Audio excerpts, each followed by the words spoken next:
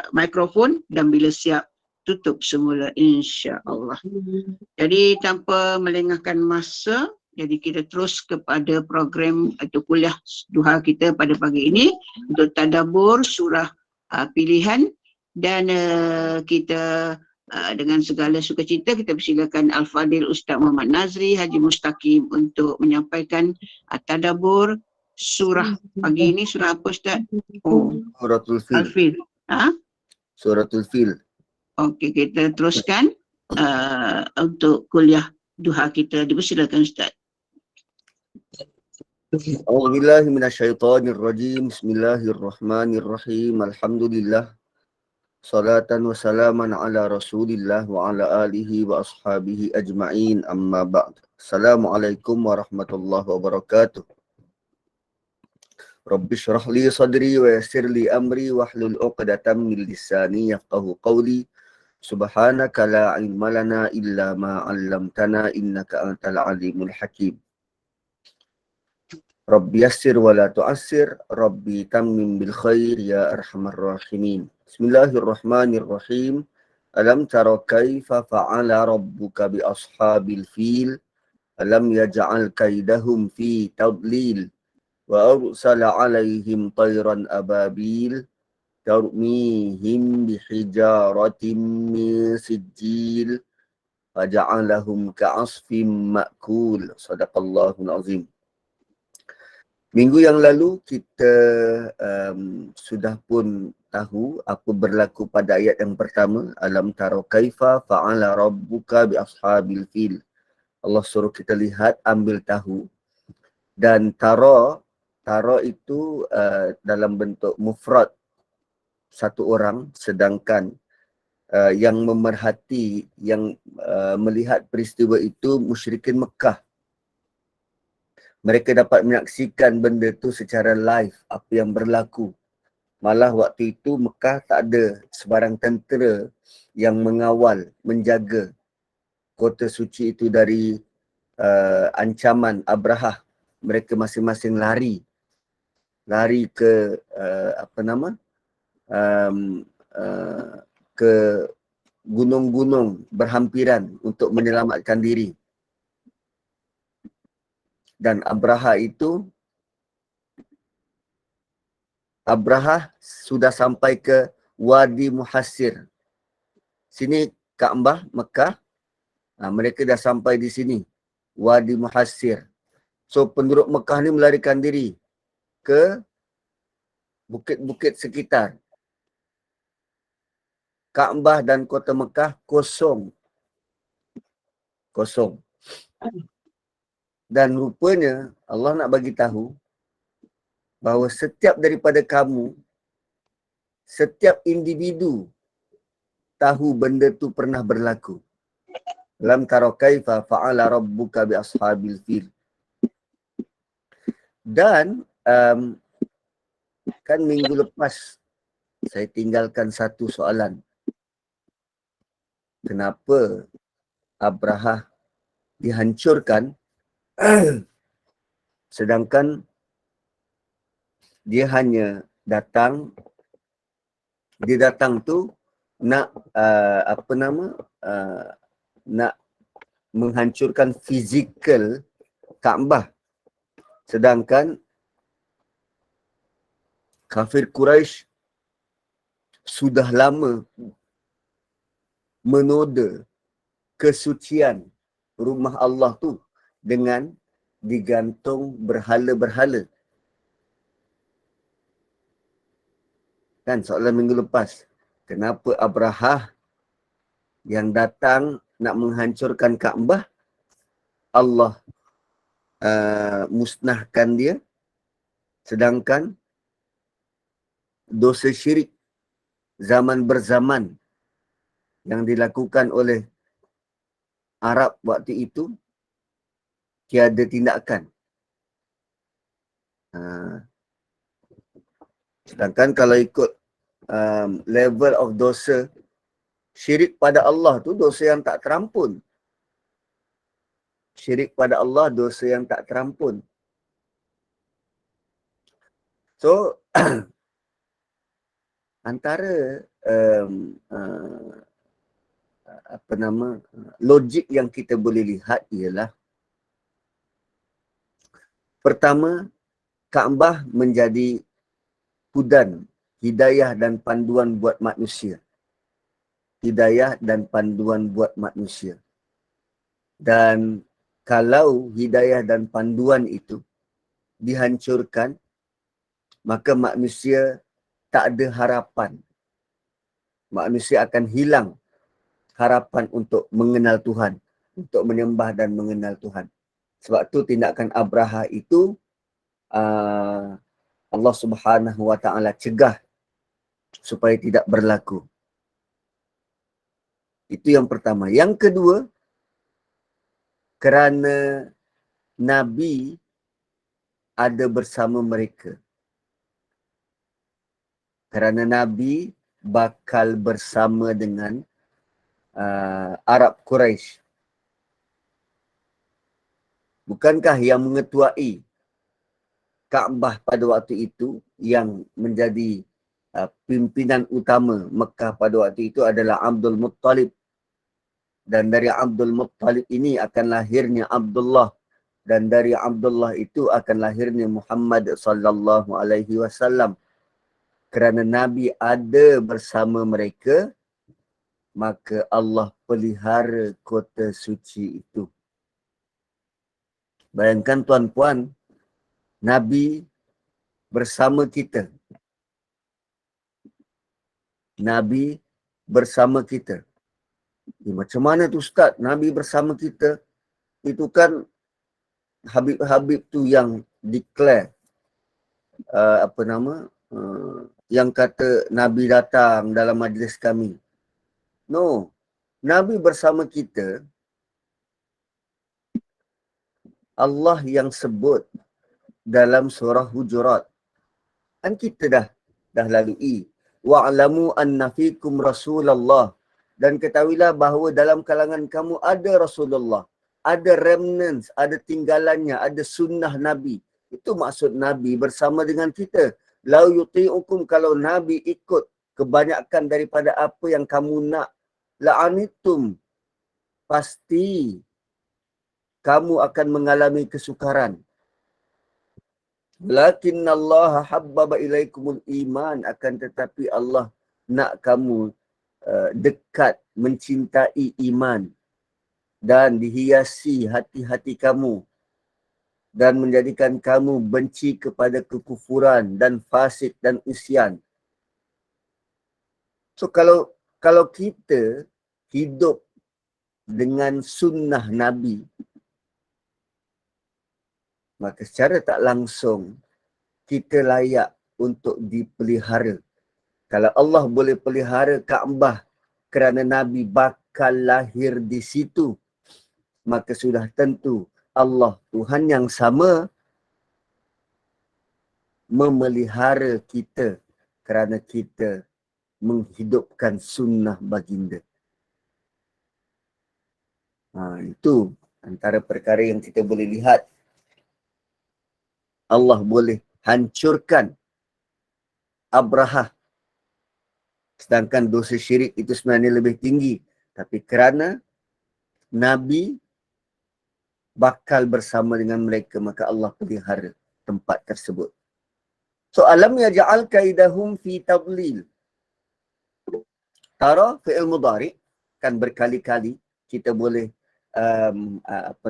lihat, kaji, fikirkan tentang ashabil fil, bagaimana Allah perlakukan terhadap mereka. Dan tentang ashabul fil kita dah ulas minggu yang lalu. Kenapa ashabil fil? Kenapa tidak tentera bergajah? Kemudian alam yaj'al kaidahum, alam yaj'al kaidahum fi tadlil. Ayat kedua Allah masih menggunakan fi'il mudhari'. Yaj'al fi'il mudhari'. Ni. Yaj'al ni. Fi'il mudhari'. Dan fi'il mudhari' continuous. Kalau dahulu Allah boleh buat, sekarang pun Allah boleh buat. Yaj'al. Yaj'al. sentiasa menjadikan kaidahum sebarang rancangan mereka. Sebarang rancangan mereka. Dan kaid adalah rancangan sulit. Rancangan sulit. Rancangan rahsia. Fi tadlil. Fi tadlil maksudnya rancangan rahsia mereka itu digagalkan saat akhir. Rancangan rahsia mereka menjadi sia-sia. Fi tadlil, dhalla kan sia-sia. Dhalla tu sia-sia. So alam yaj'al kaidahum fi tadlil, Allah jadikan rancangan mereka itu sia-sia. Dan kali ini rancangan Abrahah untuk menguasai kota Mekah digagalkan pada saat-saat akhir. Tuan-puan, kita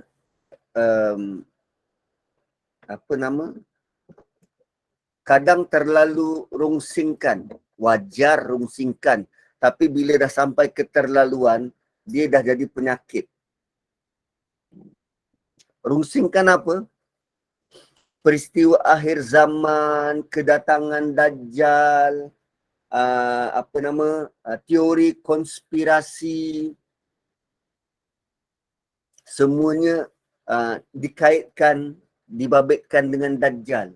Sehingga kita tidak memikirkan yang lain, melainkan ini semua konspirasi Dajjal. Memang betul ada campur tangan Dajjal dalam peristiwa-peristiwa yang berlaku. Semuanya disediakan untuk kehadiran Dajjal. Namun kalau sekadar kita tahu benda tu ada campur tangan Dajjal dan kita tak usahakan sesuatu, sama juga bohong kan? Benda tu jadi sia-sia. So, orang yang berteori konspirasi, apa usaha dia untuk menyelamatkan diri dia? Setakat dia berteka-teka, kerajaan ni naik kerana Dajjal nak keluar, kerajaan ni jatuh kerana begini dan begini. Conclusionnya apa? Apa kesimpulan dia? Kita terlalu trauma, takut yang bukan-bukan terhadap perkara yang kita sendiri tak pasti. Meneka-neka. Perkara yang zon. Dan betul, orang-orang kafir ni, Yahudi ke, mereka merancang untuk menghapuskan kita. Tapi ayat ini memberi jaminan bahawa Allah pasti akan menggagalkan rancangan mereka. Allah pasti akan menggagalkan rancangan mereka. Jadi kita perlu pilih kumpulan mana yang kita nak masuk ni. Kumpulan Ashabil Fil ini ke atau kumpulan Nabi sallallahu alaihi wasallam. Kalau kita mahu selamat, dia ada dua kumpulan je. Sama ada kumpulan Nabi atau kumpulan Ashabil Nabi atau Ashabil Fil. Tentera bergajah. So alam yaj'al kaidahum fi tadlil, Allah Subhanahu wa taala boleh sahaja gagalkan rancangan Abrahah sejak dari Yaman. Allah boleh saja gagalkan rancangan Abrahah sejak dari mula sebelum dia gerakkan tentera. Atau kilometer pertama waktu dia bawa gajah. Rupanya apa yang dia nak buat ini terlalu sukar. Allah boleh saja datangkan, gagalkan rancangan itu sewaktu dia dah sampai Taif. Tapi tengok, Allah gagalkan rancangan mereka betul-betul tak kala mereka betul-betul berada di kaki Kaabah, di pinggir Mekah. Betul-betul depan Kaabah Allah gagalkan. Kita kalau kita merancang, katalah kita merancang benda yang jahat. Kan, kita nak jatuhkan Opah Sabariah. Asyik dia je, asyik dia je, asyik dia je. Lalu kita, 2-3 orang, jom kita buat pakatan untuk buat undi tak percaya. Lalu kita jumpa beberapa orang, kita mesej beberapa orang, telefon kawan-kawan yang lain. Lalu kita hasut semua orang untuk membenci Opah. Salah. Ini bukan, ini bonda. Membenci bonda. Salah grup. So, untuk membenci, Gema Yasin. Gema Yasin Nur Iman. So, nak tukar. Owner nak tukar moderator. Dan kita hasut semua orang. Dan bila kita rasa seronok, kita dah dapat sokongan, kita dah dapat dukungan, orang yang kita mesej tu bersetuju, sampailah ke saat yang ditunggu. Kan? Mesyuarat agung. Konon-konon kita rasa kita dapat sokongan pada mesyuarat agung untuk mengundi sama ada bonda perlu diteruskan atau ditukar orang lain. Maka rupanya bila kita beri usul, tak ada pun orang yang menyokong. Ya ja'al kaidahum fi tadlil, Allah boleh beri mereka rasa berbunga-bunga. Seolah-olah rancangan ni confirm berjaya. Mereka dah nampak dah berjaya tu macam mana. Mereka dah happy dah. Oh, kali ni lah, kali ni. Ini kali lah. Tapi rupanya Allah gagalkan saat-saat akhir. Tengok saja perang Khandaq. Waktu perang Badar, 1,000 lawan 300, 1,000 orang kalah.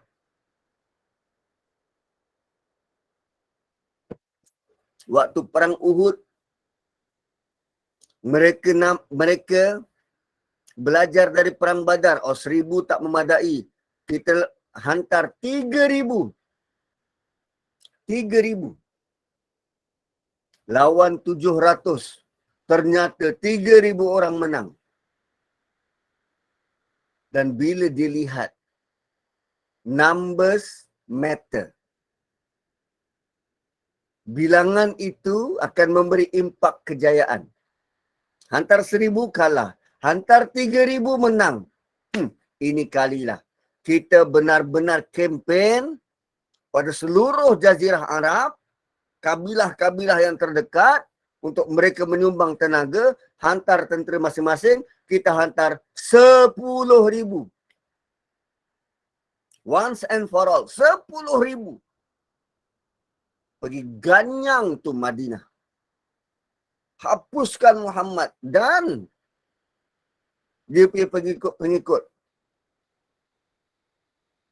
10,000 dihantar berkampung dekat depan kota Madinah, tak dapat masuk. Tak dapat masuk kerana ada parit Khandaq. Mereka berkampung dekat situ 1 bulan. 1 bulan. Dan akhirnya, yaj'al kaidahum fi tadlil, mereka ditewaskan hanya dengan tiupan angin yang menterbalikkan unggun api dan membakar kemah mereka. So mereka balik dengan tangan kosong. Asalnya dia nampak dah kota Madinah. Ini kali kami akan berjaya. Malah ada pula rakan strategik kami. Orang-orang munafik di dalam kota Madinah. Depan rumah kita ada parit. Sekarang parit tu masih wujud ke? Entah. Adalah kot remnants-nya. Dia ada 7. Sepanjang parit tu dia ada 7. Apa nama? 7 tempat kawalan. 7 ke 9 tempat kawalan macam tu. Dan ada antara tempat kawalan macam menara kawalan tu dijadikan masjid. Dijadikan masjid. Ada boleh tengok dekat Madinah tu. Dan dia panjang. Dan tentera muslimin menggali parit itu dalam tempoh kurang dari 1 minggu. 6 hari, 7 hari macam tu lah. So, alam yaj'al kaidahum fi tadlil. Ayat ini jaminan buat kita.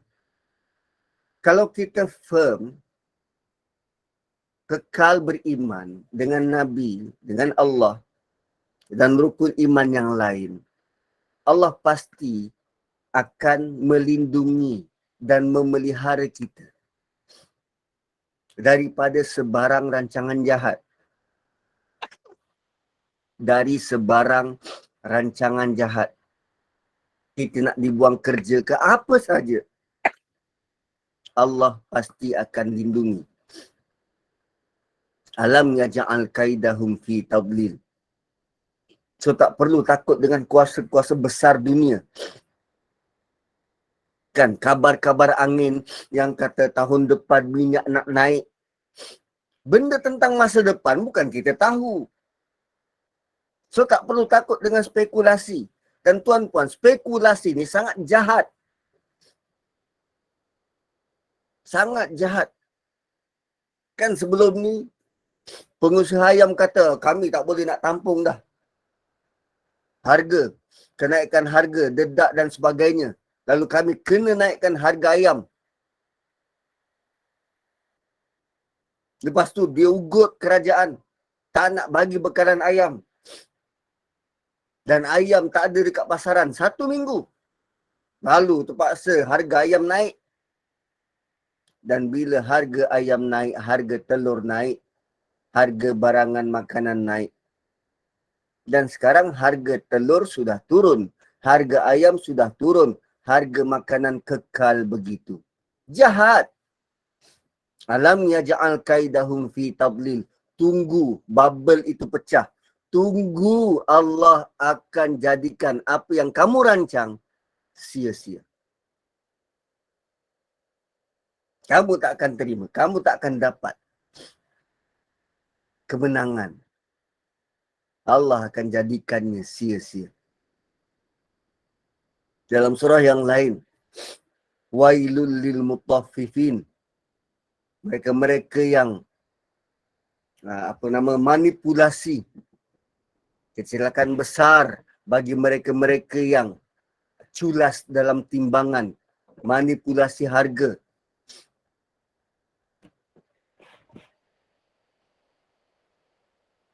Kan nak untung sendiri, menyusahkan orang kebanyakan. Kan ada dua surah yang Allah mulakan dengan wail. Satu wailul lil mutaffifin, satu lagi wailul likulli humazah lumazah. Mutaffifin tu kecelakaan kepada mereka berkaitan dengan harta. Hak-hak harta. Dan wail yang kedua, kecelakaan buat mereka yang berkaitan dengan peribadi manusia. Harta dan peribadi manusia. So alam yaj'al kaidahum fi tadlil. Allah beri jaminan. Allah akan jadikan setiap rancangan-rancangan jahat yang nak dilakukan kepada orang beriman akan sia-sia. Wa arsala alaihim tayran ababil. Arsala arsala fi'il madhi. Dan kami telah menghantar. So bila fi'il madhi, benda ni dah settle. Benda ni dah settle.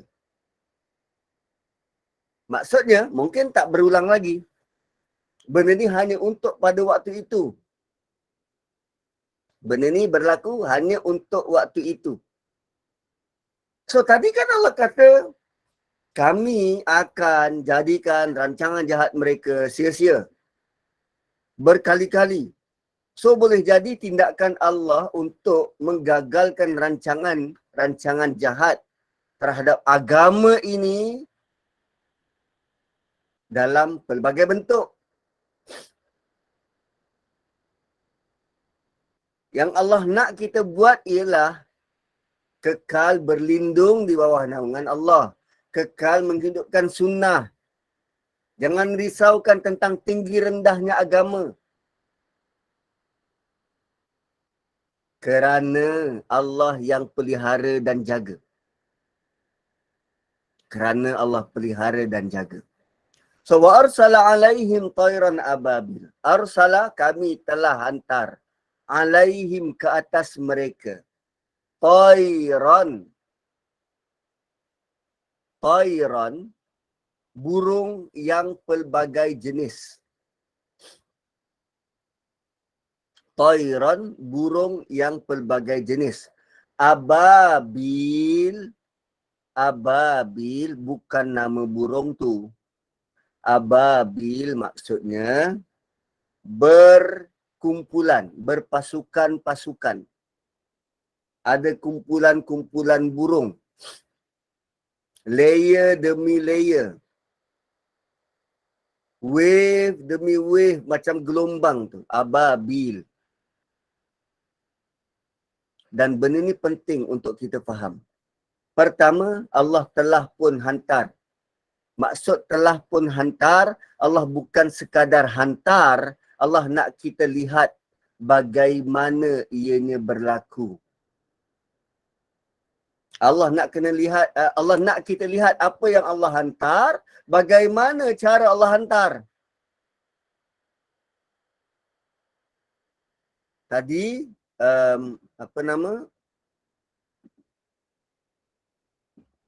kita tengok peta tadi ni. Mereka berada di Wadi Muhassir, sedang menghadap Kaabah. Okay, mereka berada di Wadi Muhassir, sedang menghadap Kaabah.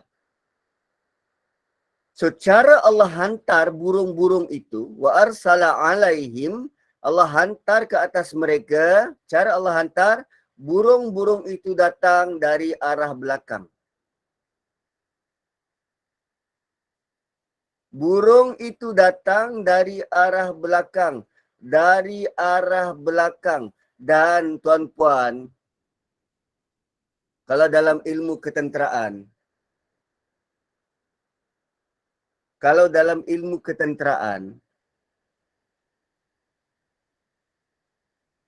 tentera, titik paling lemah bagi tentera ialah arah belakang. Arah belakang. Allah gagalkan rancangan mereka melalui titik paling lemah.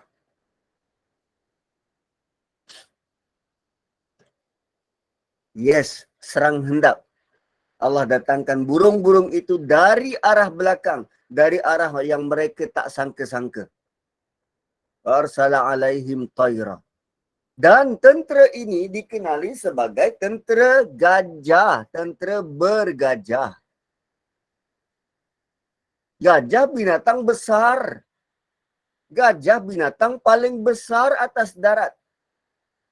Allah datangkan burung yang kecil untuk settlekan gajah yang besar.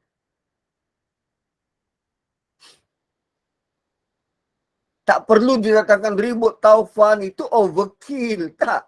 Burung yang kecil boleh tewaskan gajah yang besar. Negara-negara kecil seperti Malaysia ni tertekan kalau negara-negara besar macam Amerika, China main harga, main politik. Seolah-olah mereka itu gajah.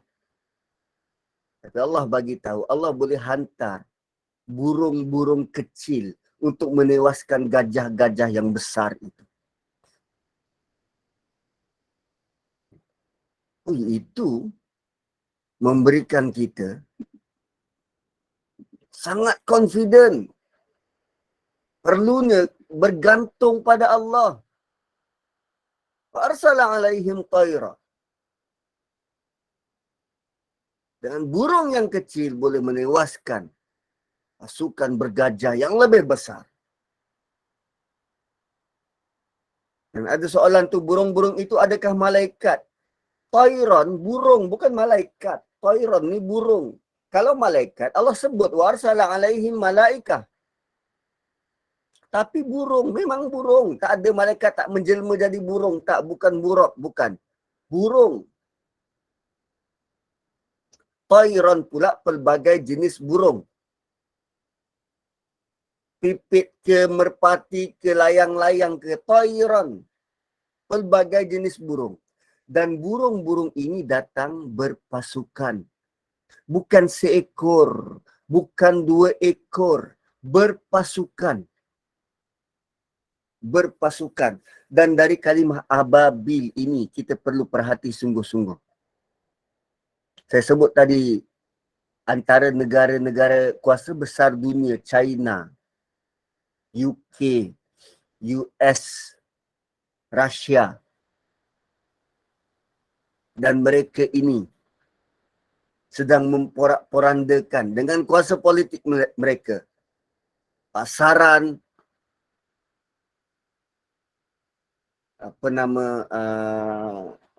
nilai di dunia. Bukan kita nak tewaskan, tapi kita nak agar benda tu jadi adil. Selama ini kesatuan Eropah sangat memandang rendah kepada kita punya minyak sawit. Macam-macam alasan dia bagi supaya minyak sawit ni tidak terkehadapan. Sebab mereka nak pasarkan minyak soya mereka. Minyak soya mereka. So dibuatlah macam-macam cerita tentang minyak sawit. Lalu minyak sawit ni jadi tak laku. Sedangkan kita, Indonesia antara negara pengeluar utama minyak sawit. Dan sekarang Allah bagi tahu, kalau anda bekerja berpasukan, anda boleh menang. Ababil, walaupun anda bagai burung yang kecil, tapi jika anda bekerja berpasukan, anda boleh tewaskan gajah yang besar.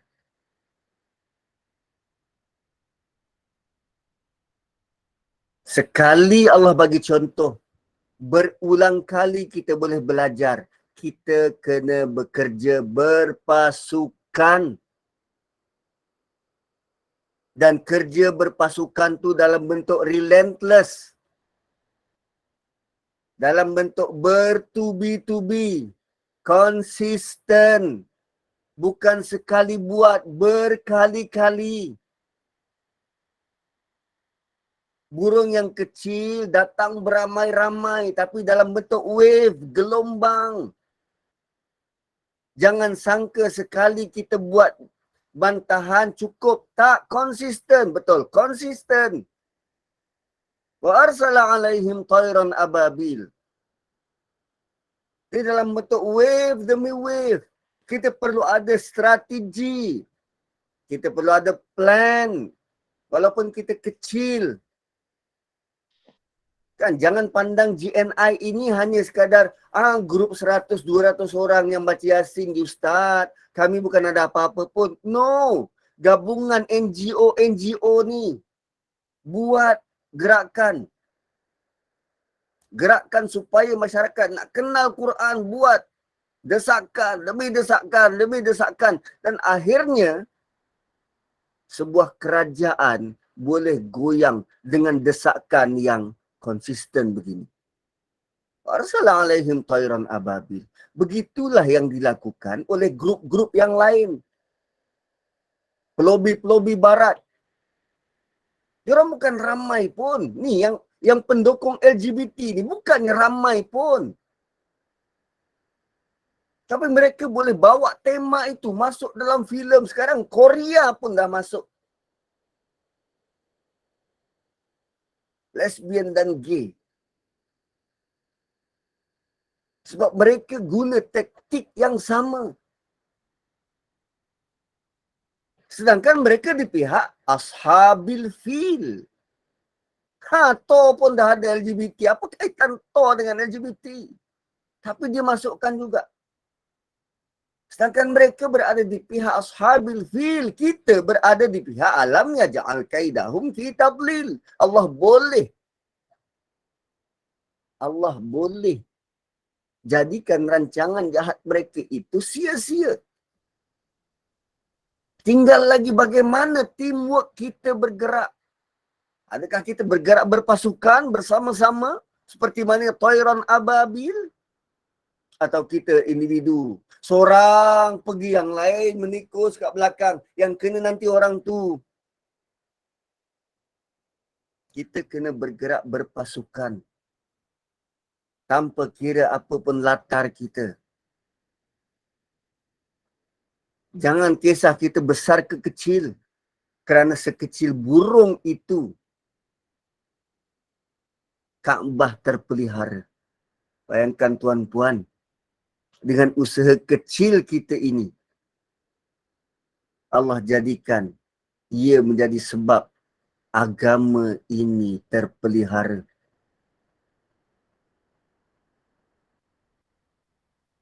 Hebat tak ayat ni? Hebat tuan-puan, hebat. Hebat.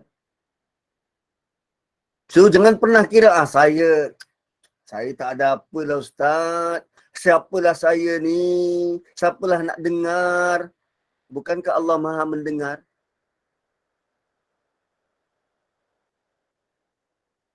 Allah pernah hantar burung kecil untuk memenangkan, untuk menjadikan Kaabah terpelihara. Wa arsala alaihim tayran ababil. Dan di awal tadi kan disebut penduduk Mekah melarikan diri. Mekah kosong. Mekah kosong sampai ke tahap ada perbincangan antara Abdul Muttalib dengan Abraha. Abdul Muttalib dengan Abraha. Bila Abraha dah sampai dekat dengan Mekah, dia jumpa dengan Abdul Muttalib. Siapa Abdul Muttalib? Waktu itu dia jadi ketua Quraisy. Dia yang jaga Kaabah. Jadi Abdul Muttalib dah cuba bincang dengan Abraha. Ditawarkan ada satu tanah dekat Tahamah nama dia. Dan sebagai galang ganti tanah tu dia akan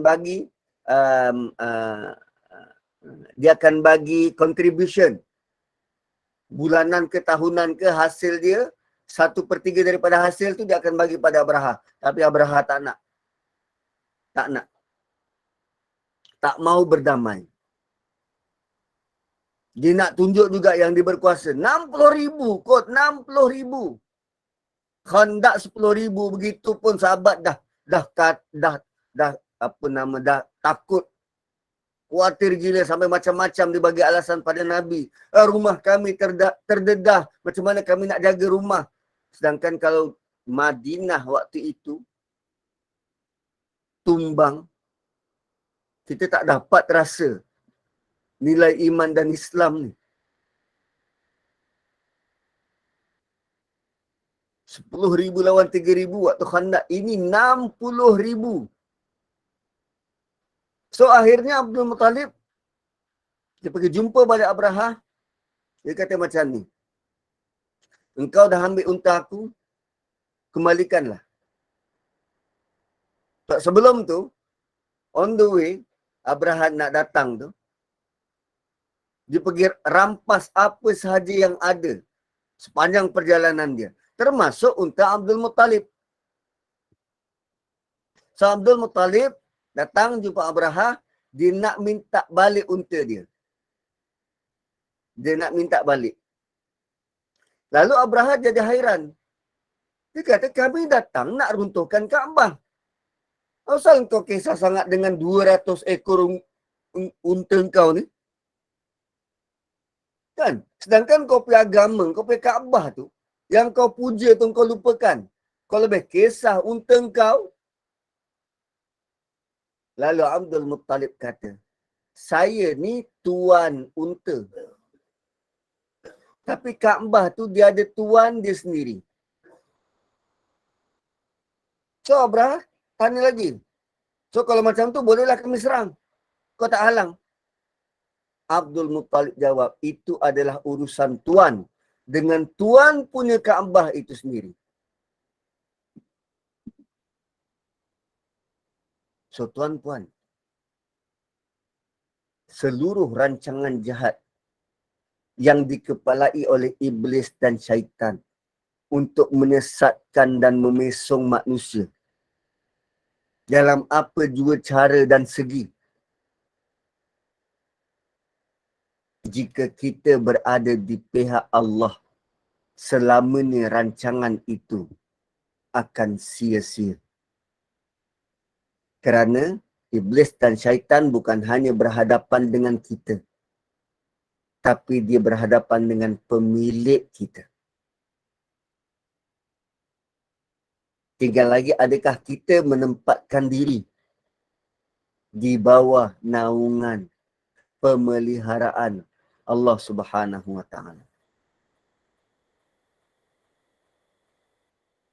Begitu. Kalau nak selamat, patuhilah apa yang Allah nak. Wailul likulli humazah lumazah wal asri innal insana lafi khusr alhaakumut takatsur wal adiyati dhabha al qari'ah mal qari'ah idza zulzilatil ardu zilzalaha lam yakunil ladina kafaru iqra bismi rabbikal ladzi khalaq. Kan dah banyak dah perintah-perintah dari Allah yang kita sudah baca, kita sudah ulas. Mula 10 surah terakhir ni, Allah nak kita benar-benar faham keperluan untuk kita memilih pihak yang benar. Kerana pihak yang benar, Allah akan sediakan bantuan demi bantuan, protection demi protection. Kalaupun kita mati, dan moga-moga kematian itu dalam keadaan husnul khatimah. Warsala alaihim tayran ababi. Kemudian, tarmihim bihijaratin min sijil. Setelah burung-burung itu didatangkan berpasukan, kami lontar. Roma yarmi ini campak, baling, lontar. Kan macam jamrah tu. Batu jamrah tu dilontar, Roma. Dan tarmihim, kami lontar mereka. Patutnya, ayat ni, kami lontar batu ke arah mereka. Kan? Tapi ayat ni dalam bentuk kami lontar mereka dengan batu. Kenapa diletak mereka dulu? Kami lontar batu ke arah mereka. Kalau guna ayat pertama, lontar batu ke arah mereka, boleh jadi lontaran itu secara rambang. Kena tak kena lain hal. Yang penting kami dah lontar batu ke arah mereka. Kena tak kena lain hal. Yang penting dah lontar batu. Tapi ayat kedua, Ayat ni, tarmihim bihijarah, kami lontar mereka dengan batu. Maksudnya, setiap mereka itu sudah lock, sudah dikunci. Batu ini macam peluru berpandu. Setiap batu pasti akan kena. Batu itu sendiri akan cari sasaran. Macam, yes, sudah berfokus. Setiap individu tu pasti kena. Tarmihim bihijarah. Mereka dilontar batu. Tarmihim bihijarah min sijil. Dan batu itu dari sijil. Perkataan sijil ni dia bukannya asal bahasa Arab. Perkataan sijil bukan berasal dari bahasa Arab. Ada ulama kata dia berasal dari bahasa Parsi. Sijil kata asal dia sanggagil. Sanggagil. Dan sanggagil ni maksudnya batu yang keras. Batu yang keras. Kejap sijil ni berasal dari bahasa Parsi yang dimasukkan, diserap ke dalam bahasa Arab. Ia merujuk kepada batu yang terjadi dari tanah. Batu tu terjadi asalnya tanah dan tanah itu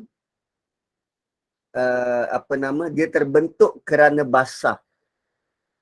Kemudian tanah itu dibakar dengan sinaran matahari. Asalnya tanah je. Asalnya tanah je. Tapi tanah tu kadang dia basah, dia kering, dia basah, dia kering. Lama-lama dia jadi keras.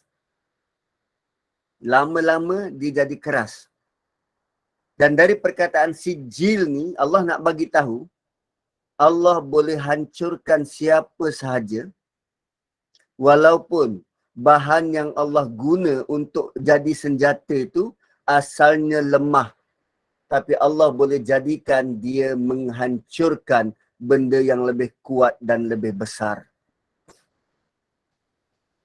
Itu sijil. Bukan pun batu. Sijil adalah tanah yang keras. Tanah asalnya lemah. Tapi dia jadi keras.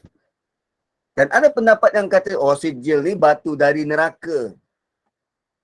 Batu dari neraka. Wallahu alam, apa pun yang berlaku, cuma bila Allah kata tarmihim,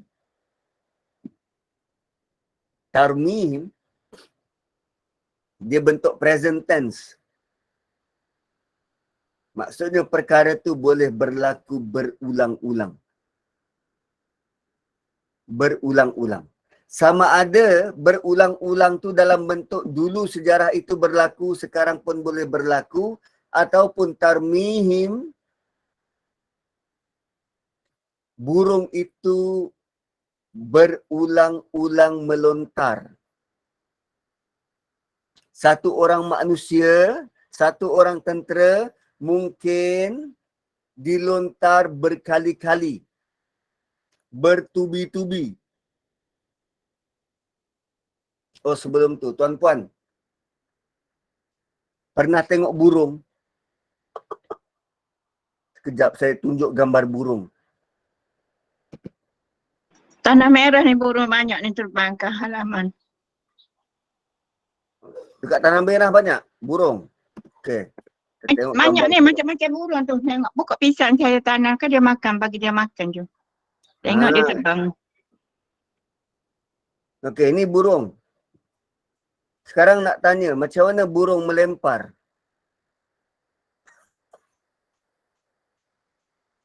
Kalau kita kata kita melontar, ya kita ada tangan, boleh melontar. Burung macam mana dia melontar?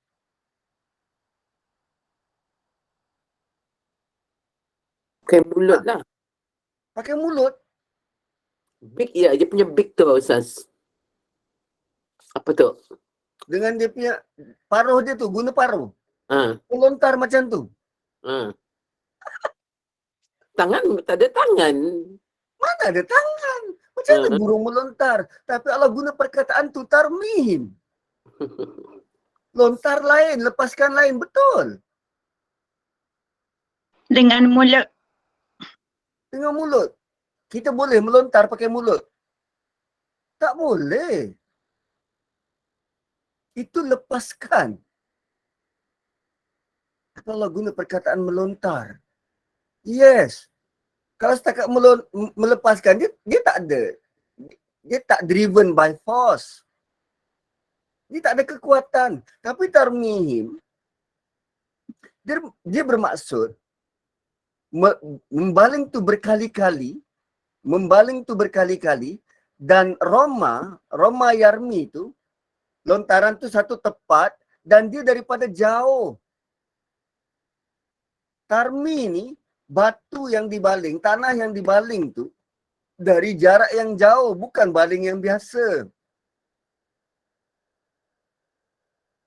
Allah gelar tarmihim kerana burung-burung ini terbang tinggi, melepaskan batu dari kedudukan yang tinggi, dan Allah guna graviti untuk meningkatkan kelajuan batu-batu itu sampai tembus tengkorak tentera-tentera di bawah.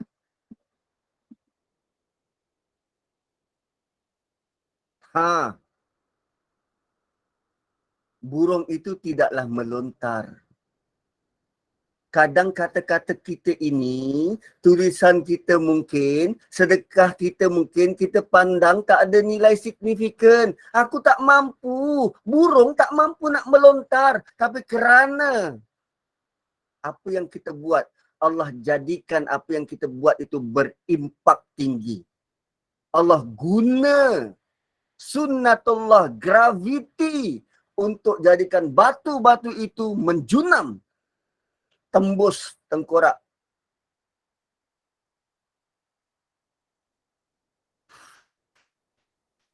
Dahsyat. Guna muncul dia tu dengan kuasa Allah Ta'ala jadi laju. Ui, dahsyat, dahsyat. Tarmihim bihijaratin min sijil. So jangan pernah pandang remeh terhadap potensi yang Allah dah sediakan buat kita.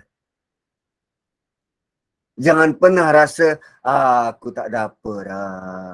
Aku ginilah. Banyak lagi orang yang hebat. Tidak, tidak, tidak. Jangan pernah rasa kita ni kecil. Jangan pernah rasa kita ni tidak beri impak. Kita boleh beri impak. Kita boleh beri impak dengan bantuan Allah.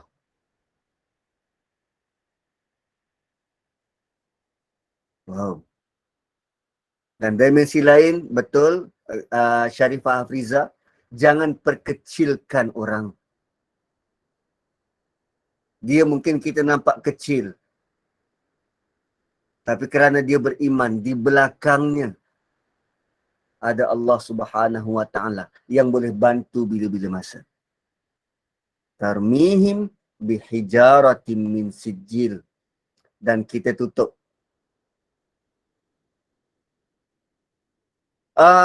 Wallahu alam, mungkin burung tu bawa 3 biji batu di paruh. Tapi kalau dia, kan tadi Allah sebut ababil, dia datang dalam bentuk wave. Dia turunkan 3 biji, kemudian dia pergi ambil lagi, turunkan lagi, ambil lagi, turunkan. Kalau berkali-kali, kalau yang datang tu bukan sekadar 100,000, 200,000, malah jutaan. Kita nampak burung buat formasi dekat udara. Berapa banyak burung tu kita pun tak tahu. Tapi kalau satu ekor burung bawa 2 batu sekalipun, berjuta burung di udara, tentera Abraha tewas. Dan ayat terakhir, Faja'alahum ka'asfim ma'kul. Lalu mereka menjadi. Faja'alahum, lalu kerana terkena batu itu menjadikan. Macam tu. Lalu ia menjadi. Faja'alahum, bila mereka terkena batu itu, mereka menjadi. Faja'alahum ka'asfim ma'kul. Seperti daun-daun ataupun rumput makul yang telah dimakan. Okey, perkataan makul ni dia agak dia agak fancy sikit nak ditranslate. Makul bermaksud dimakan. Makul ni bermaksud dimakan. Tapi dalam ayat ni, ka'asfi makul, cuba kita bayangkan kalau lembu yang meragut rumput. Lembu atau kambing yang meragut rumput.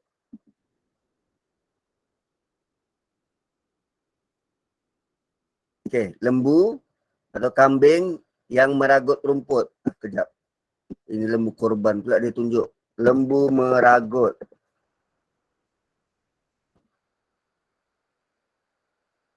Tu kalau orang yang aktiviti dia meragut, dia tak jauh beza dengan lembu. Meragut. So, bila dia meragut rumput tu, adakah semua rumput tu masuk ke dalam mulut? Bila dia meragut rumput, adakah semua rumput tu masuk ke dalam mulut? Tengah dia mengunyah, kan ada sisa-sisa yang terkeluar dari mulut dia. Ada sisa-sisa yang terkeluar dari mulut dia. Itulah ka'asfi makul. Rumput yang sudah menjadi sisa. Sebab kalau rumput yang diragut, rumput yang diragut tu, itu jadi manfaat buat lembu. Tapi rumput yang dah jadi sisa, lembu pun tak pandang.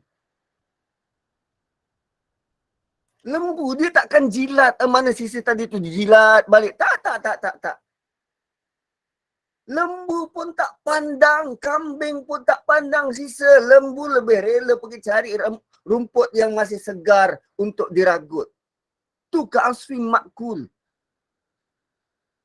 Sampai level hina itu, sehina itu, level tentera Abrahah Allah letak.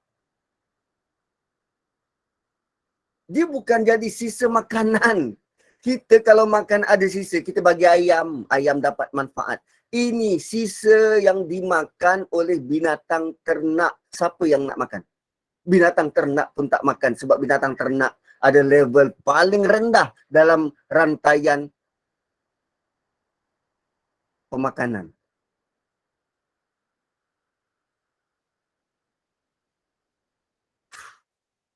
Waja'alahum ka'asfim ma'kul. Tuan-puan, orang yang menentang agama ini, Allah akan jadikan hidup dia sama ada di dunia atau akhirat penuh dengan kehinaan.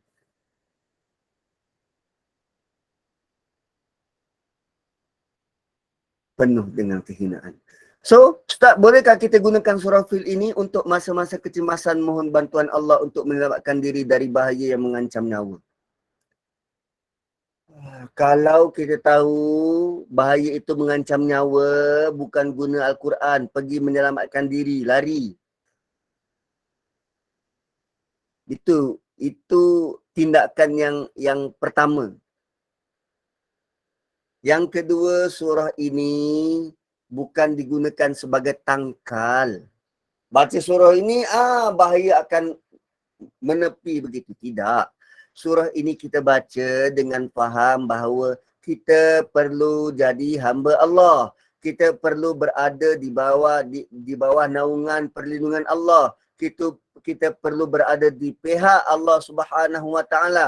Kita perlu patuh perintah dan peraturan dari Allah supaya kalau ada bahaya yang mengancam kita, Allah akan pelihara. Itu tujuan surah ini. Dia bukan jadi bila baca maka kita tidak dikenakan bahaya. Tak. Faham surah ini maka kita bertindak.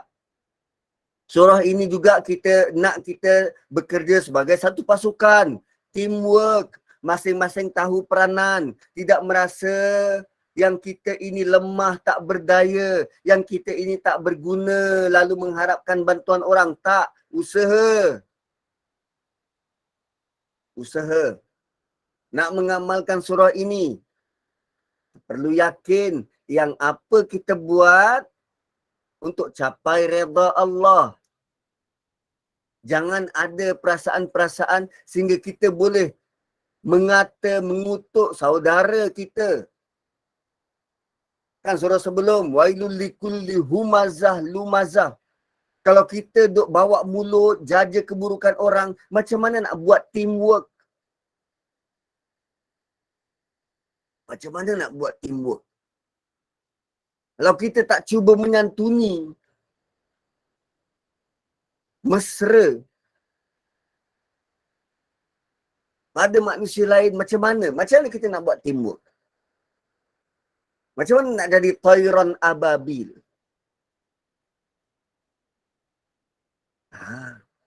Abraha tak mati di situ. Abraha mati di Yaman. Tapi mati dalam keadaan yang sangat hina. Ka'asfim ma'kul. Ka'asfim ma'kul. So tuan-tuan dan puan-puan, begitulah Suratul Fil. Suratul Fil. Kita dah sampai ayat yang kelima. Dan next kita akan masuk surah yang baru. Surah Quraisy. Kembar kepada surah ini. Kembar kepada surah ini. Barakallahu li walakum. Saya kembalikan kepada moderator. Alhamdulillah. Syukur kepada Allah, berakhir kuliah duha pada pagi ini bersama dengan Al-Fadil Ustaz Muhammad Nazri Haji Mustaqim At-Tadabbur surah Al-Fil. Jadi daripada apa yang kita dapat tadi, Allah Subhanahu Wa Taala Maha Pelindung. Allah janjikan kemenangan pada orang-orang yang beriman. Kita mestilah beriman kepadanya dan yakin akan segala apa yang diberikan olehnya. Dan siapa yang boleh menandingi kekuasaan dan kebesaran Allah Subhanahu Taala. Apa yang kita rancang sia-sia jika tidak dapat izin Allah. Sangat mudah bagi Allah untuk menolong siapa yang dikehendaki dan sangat mudah bagi Allah menghancurkan siapa yang ingin dihancurkannya. Juga sangat mudah bagi Allah menghadirkan cara dan jalan kehancuran musuh-musuhnya. Semoga kita dapat